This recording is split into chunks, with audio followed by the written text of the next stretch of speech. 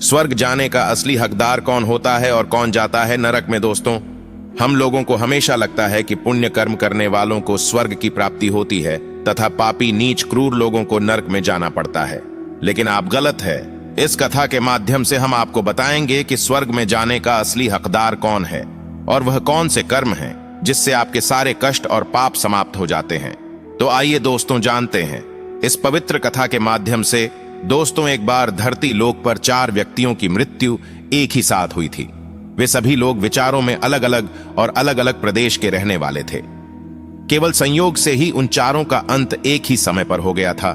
एक ही समय पर यम के दूत उन चारों को लेने के लिए आए थे।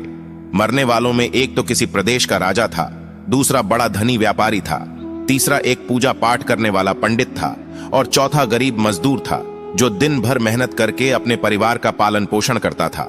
चारों की आत्माओं को लेकर यमदूत मृत्यु के देवता धर्मराज की सभा में आकाश मार्ग से लेकर चारों आत्माओं को जा रहे थे।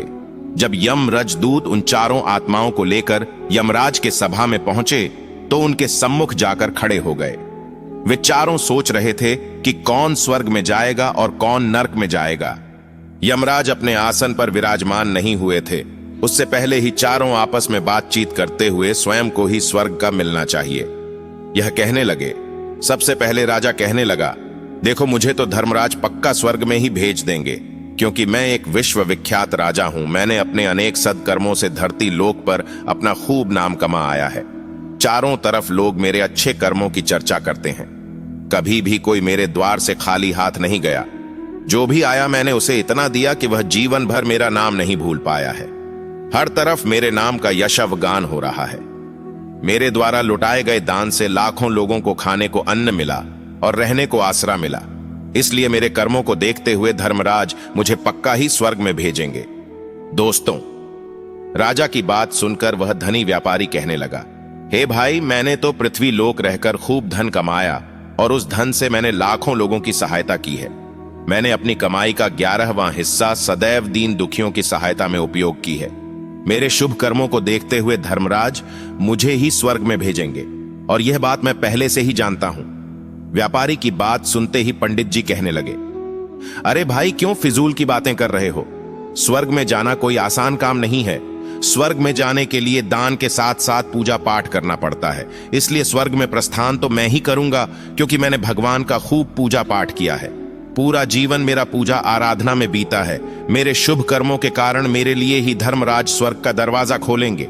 यह बात मैं अच्छी तरह से जानता हूं। जब इस प्रकार तीनों ने अपनी अपनी बातें की और अपने अपने विचार रखे, फिर वह तीनों लोग उस चौथे व्यक्ति मजदूर की ओर की देखते हैं कि अब यह क्या कहता है। क्या इसने भी कोई अच्छा काम किया है या नहीं, या फिर इसका पूरा जीवन मजदूरी करते हुए दूसरों के अधीन रहकर ही बिता है। दूर उन सब की बातों को चुपचाप नीचे नजरें झुकाए खड़ा सुनता रहा और वे तीनों बड़े गर्व से अपनी प्रशंसा में झूठे थे। तभी धर्मराज अपने साथी चित्रगुप्त के साथ दरबार में हाजिर होते हैं। चित्रगुप्त के हाथों में एक मोटी सी किताब थी जिसमें समस्त प्राणियों के कर्मों का लेखा जोखा लिखा था। धर्मराज अपने आसन पर विराजमान होते हैं। उसके बाद चित्रगुप्त ने राजा को अपने पास बुलाया और उससे पूछने लगे कि तुम बताओ, तुम तो धरती पर बड़े ही विख्यात राजा थे। तुमने अपने जीवन में कौन कौन से शुभ कर्म किए हैं तथा कितने लोगों को दुख दिया है, कितने लोगों का भला किया है? मैं अपनी पुस्तक में देखकर यह फैसला करूंगा कि आप स्वर्ग में जाने के अधिकारी हैं या नहीं। तब बड़े गर्व के साथ राजा अपने कर्मों को बताता है, हे भगवान, मैं एक बहुत बड़े राज्य का स्वामी था। मेरा राज्य बड़ा ही समृद्ध और खुशहाल था।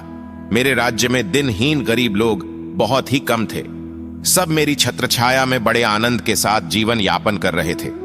मैंने अपने राज्य के लोगों को किसी चीज की कमी नहीं होने दी।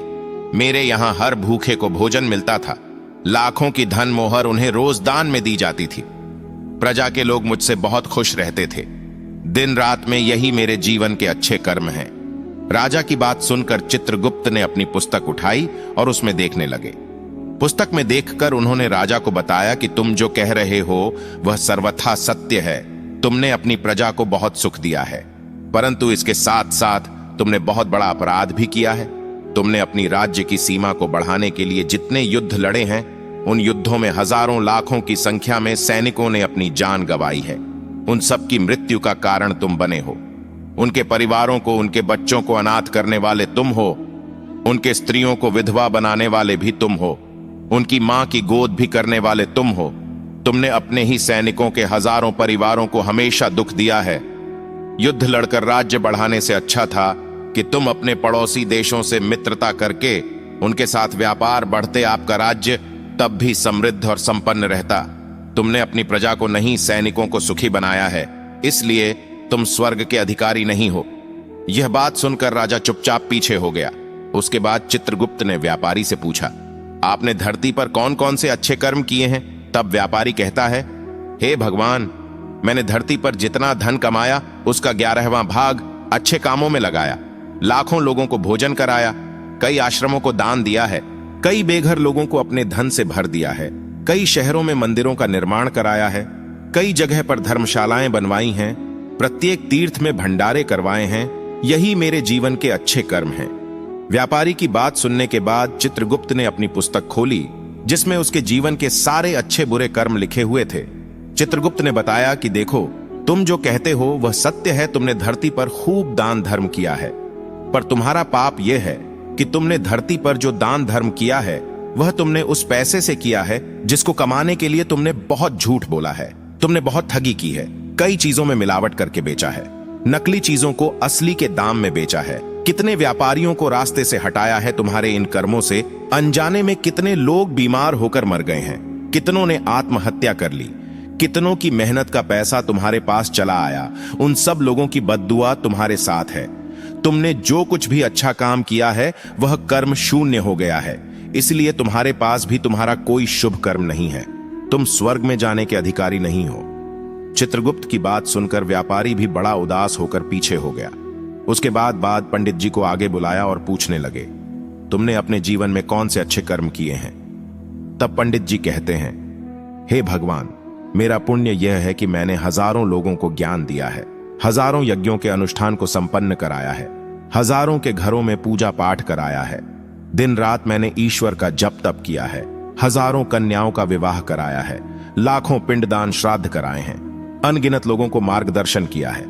इससे ज्यादा शुभ कर्म और क्या हो सकता है? तब चित्रगुप्त अपनी पुस्तक में देखकर बताते हैं, हे पंडित महाराज, आपका कहना सत्य है। आपने वास्तव में हजारों लोगों को ज्ञान दिया है, लेकिन उस ज्ञान पर स्वयं कभी अमल नहीं किया। आपने सैकड़ों यज्ञ पूजा अनुष्ठान कराए, पर उसको निस्वार्थ भाव से किया गया, कोई कर्म नहीं था। तुम हमेशा से धन के लालची रहे हो, इसलिए तुम स्वर्ग में जाने के अधिकारी नहीं हो। अब तो उदास होते हुए पंडित जी भी पीछे हो गए। अब बचा केवल मजदूर। वह मजदूर यह सब देखकर बड़ा हैरान था कि अब तक वह जिनको इतना महान समझ रहा था, उनमें से कोई भी स्वर्ग का अधिकारी नहीं रहा। तो मैं कैसे स्वर्ग में जा सकता हूं? मुझे तो स्वर्ग की कल्पना भी नहीं करनी चाहिए, क्योंकि मैं तो कभी पूजा पाठ, जब तब या दान करने के लायक भी नहीं था। तो शुभ कर्म कहां से करता? मैं तो मेहनत मजदूरी करके सारे जीवन अपने परिवार का भरण पोषण करता रहा। वह मजदूर ये सब बातें सोच ही रहा था। इतने में ही चित्रगुप्त ने उसे भी आवा लगा दी और उससे पूछा, किंतु वह मजदूर तो पहले से ही कहने लगा, भगवान, मैंने धरती पर एक गरीब के घर में जन्म लिया था। दान हवन पूजा पाठ करने के मैं लायक ही नहीं था, तो मैं शुभ कर्म कहां से करता? मैं तो अपने परिवार का पालन पोषण बड़ी मुश्किल से कर लेता था। मैं जानता हूं भगवान कि मैं स्वर्ग में जाने का अधिकारी नहीं हूं। मैंने धरती पर भी नर्क भोगा है और आगे भी नर्क में ही जाने की हैसियत है। किंतु हे प्रभु, यहां पर भी मेरी एक इच्छा है। मैं स्वर्ग में तो नहीं जा पाऊंगा, लेकिन मैं एक बार स्वर्ग को अपनी आंखों को झपका कर देखना चाहता हूं। इससे अधिक मेरी कोई इच्छा नहीं है, क्योंकि मैंने ऐसा कोई कर्म नहीं किया है जो कुछ देर के लिए ही मुझे स्वर्ग में पहुंचा दे। मजदूरी के बाद लोगों की सेवा के लिए मेरे पास समय नहीं बच पाता था। बचा हुआ समय मैं अपने बूढ़े माँ बाप की सेवा में लगा देता था। उनके लिए उन्हें खिलाता पिलाता, उनके वस्त्र बदलता, यही मेरी दिनचर्या थी।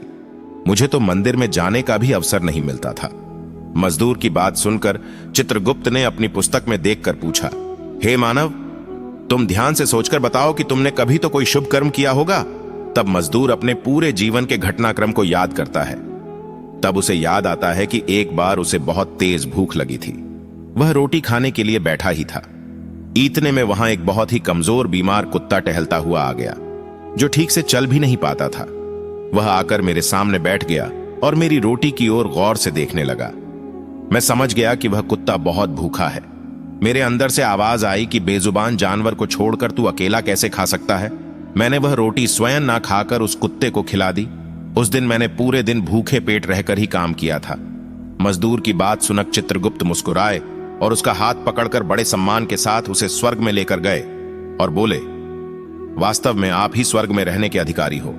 प्राणियों पर दया दिखाना ही सबसे बड़ा शुभ कर्म है। मनुष्य जो भी काम निस्वार्थ भाव से करता है, वास्तव में उसका ही उसे सबसे बड़ा पुण्य मिलता है। निस्वार्थ भाव से किया गया जन कल्याण के लिए एक छोटे से छोटा काम भी आपके सैकड़ों पापों को नष्ट कर देता है। लोगों से लालच, मोह और स्वार्थ के वशीभूत होकर किया गया शुभ कर्म भी फलदायी नहीं होता है। इसलिए ध्यान रहे, जीवन में अच्छे कर्म अच्छी भावना के साथ करना चाहिए।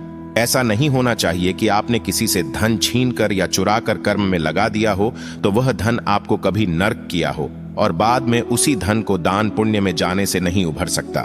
दोस्तों, स्वर्ग में वही व्यक्ति जाता है जिसने निष्काम निस्वार्थ भाव से प्राणियों की सेवा की हो। भले ही उसने जीवन में एक पैसा भी दान ना किया हो, पर वह जिस लायक था, अपनी सामर्थ्य के अनुसार उसने निस्वार्थ भाव से जो भी काम किया है वही उसकी मुक्ति का रास्ता तय करता है। तो आशा करते हैं आपको यह कथा अवश्य ही अच्छी लगी होगी। अगर दोस्तों कथा आप लोग को अच्छी लगी हो तो वीडियो के कमेंट बॉक्स में जय श्री हरि विष्णु लिखकर वीडियो को लाइक करके चैनल को सब्सक्राइब कर लीजिए। इससे हमारा वीडियो आप लोग को सबसे पहले मिले। दोस्तों, वीडियो हमारा पूरा देखने के लिए आप सभी का बहुत बहुत धन्यवाद।